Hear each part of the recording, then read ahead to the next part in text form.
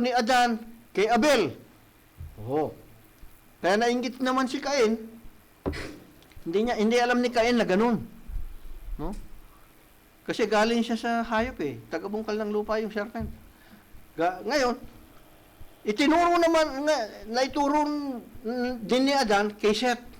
Kaya lahat ng mga anak ng Diyos, ganito yung ginagawa. Papatay ng hayop, patutuluin yung dugo sa lupa. Ihahandog ito sa Diyos kasi para hindi tingnan ng Diyos yung kasalanan ng tao. Kaya lang naging naging tradisyon sa kanila. Gusto ng Diyos yung yung blameless, sabi niya, na spotless na mga hayop, magagandang hayop, yun ang iaalay sa Diyos.